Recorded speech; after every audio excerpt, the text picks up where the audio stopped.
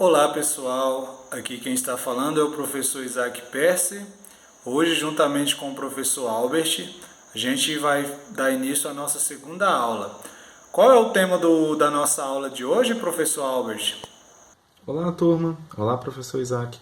Aqui é Albert falando e o tema da nossa aula de hoje são as variações linguísticas. Através das variações linguísticas, a gente vai perceber como o nosso modo de falar pode mudar de região para região, de época para época ou até mesmo pode variar por idade ou gêneros.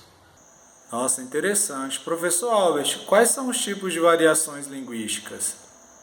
Pois bem, professor Isaac, são quatro tipos de variações linguísticas: as diastráticas, ou também chamadas de sociais, as diatópicas, que podem ser chamadas também de regionais, as diacrônicas ou históricas e as diafásicas, que são também chamadas por estilísticas. Professor Alves, esses termos são muito difíceis, né? Você poderia nos dar alguns exemplos práticos dessas variações, por gentileza? Sim, claro, com certeza. Olha, falando das variações regionais ou diastráticas, dentro delas existem vários subtipos. Por exemplo, as variações por profissão, que a gente toma como exemplo os médicos ou advogados, onde os advogados eles têm um jargão mais voltado para a área jurídica, com um vocabulário diferente. Os médicos já é voltado mais para a medicina. Um outro subtipo são as classes sociais, onde pessoas mais carentes, de baixa renda, às vezes têm menos acesso a um vocabulário novo. Então, eles fazem uso de palavras mais comuns. Isso é normal.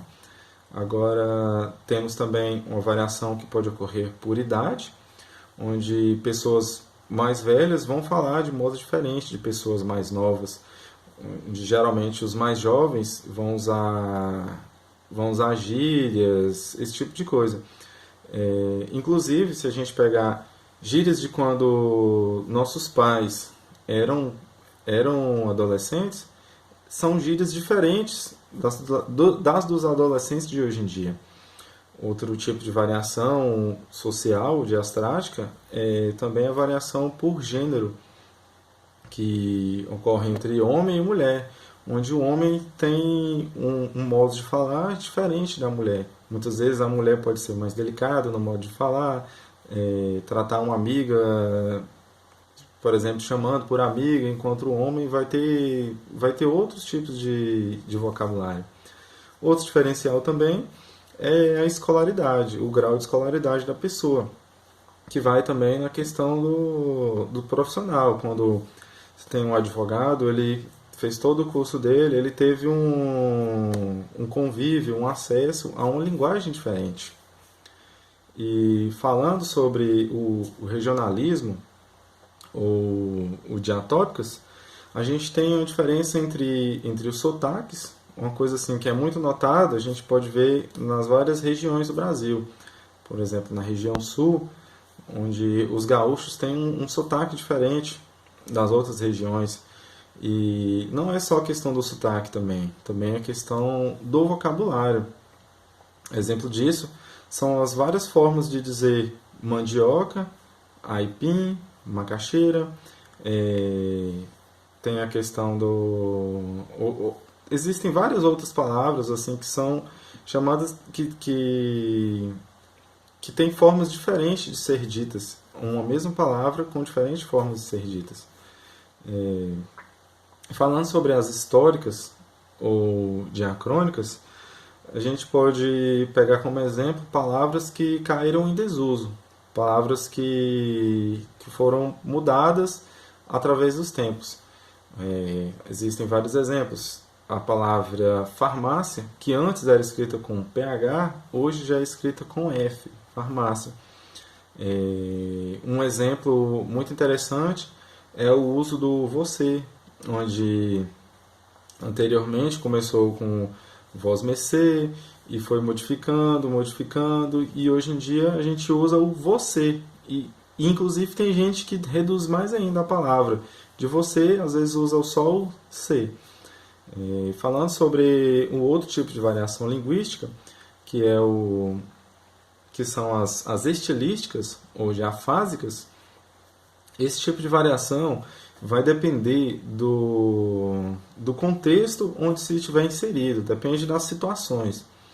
Por exemplo, se você estiver em um âmbito familiar, onde esteja só família e amigos, você vai usar um vocabulário mais distraído, mais descontraído. Você não vai ter uma preocupação de usar palavras difíceis. Até porque se você usar palavras complicadas ou palavras difíceis, dependendo, você vai ser alvo de chacota, né? O pessoal vai dizer que você está tentando se exibir e tal, e coisa do tipo. E agora, se você estiver num contexto num contexto de profissionais, num contexto onde você esteja no seu trabalho, aí sim, é interessante o uso de um vocabulário mais profissional, de um vocabulário mais enxuto. Você tem que pensar de uma forma diferente de falar. Nessa questão dessa variação estilística, a gente pode levar em consideração como se fosse a nossa roupa. Se você vai visitar a família num ambiente descontraído, como eu disse anteriormente, você usa uma roupa mais relaxada, uma roupa tranquila, você não se preocupa muito com o modo que você vai vestir, assim como o modo que a gente acaba falando. E trazendo por um lado mais profissional, a gente veste uma roupa mais social, uma roupa diferente quando a gente vai para o trabalho. E assim é a língua também. Você usa a língua, ou o seu modo de falar pode mudar de situação para situação, certo? Pois bem, não se esqueçam, anota aí. Sociais ou diastráticas, que podem ser de profissão, de classe social, gênero, idade ou escolaridade. As regionais ou diatópicas, que podem ser um sotaque que varia de uma região para outra ou até mesmo vocabulário.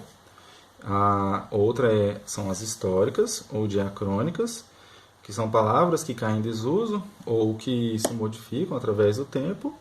E as estilísticas ou diafásicas, que dependem das situações, e como o exemplo que eu dei, das roupas que a gente pode usar para diferentes ambientes. E agora eu vou passar a palavra para o professor Isaac. Então, pessoal, agora é comigo. É o seguinte, o professor Albert trouxe aí, né, alguns exemplos de variações linguísticas, mas também há outros teóricos, né, que trazem outras perspectivas, inclusive a variação linguística etária, né, que tem a ver com a idade. Então há alguns teóricos que dizem que a gente tem essa variação linguística porque uma criança ela não tem a mesma fala que um adulto, por exemplo. Existe uma linguagem mais própria para a criança, a forma de se expressar, também a questão dos vocabulários. Então, assim, há uma certa diferença.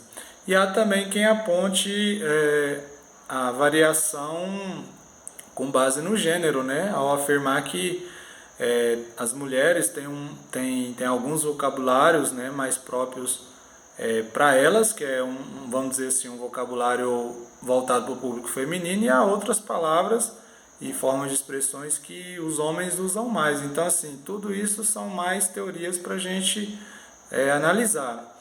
Uma outra coisa que a gente precisa levar em conta é que tem um olhar crítico para o conceito de linguagem culta, né? O Marcos Banho vai dizer que em sua obra, né, Preconceito Linguístico, ele diz o seguinte, que essa norma culta essa forma de dizer é um pouco equivocada, porque ao dizer isso eu estou ignorando as outras formas de expressão, dizendo de forma subentendida que são incultas, o que na verdade é uma forma de uma forma privilegiada, né, falada por um pequeno grupo, ou às vezes só mesmo por uma academia, né, de seletos gramáticos. Então, assim, a gente precisa ter um olhar crítico quanto a isso também. Sim, é verdade. E, professor Isaac, para concluir a nossa aula, vale lembrar que a aula anterior foi sobre regionalismo. Então, será que você tem algum exemplo interessante sobre regionalismo para nós?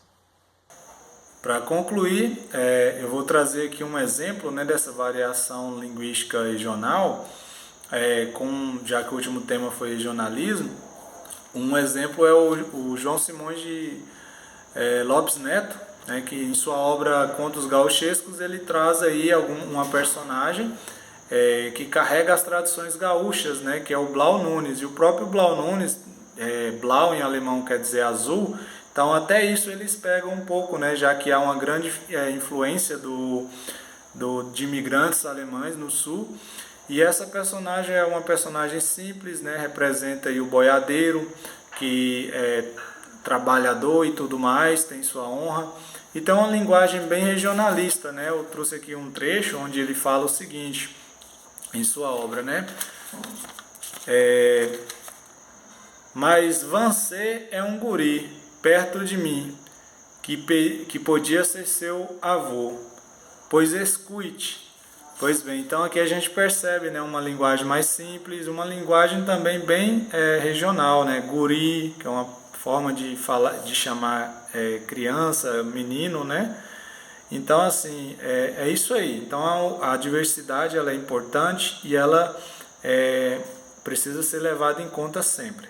Um forte abraço, valeu, professor Albert, valeu, pessoal, até mais. Obrigado, professor Isaac. Obrigado, turma. Um forte abraço e até a próxima aula.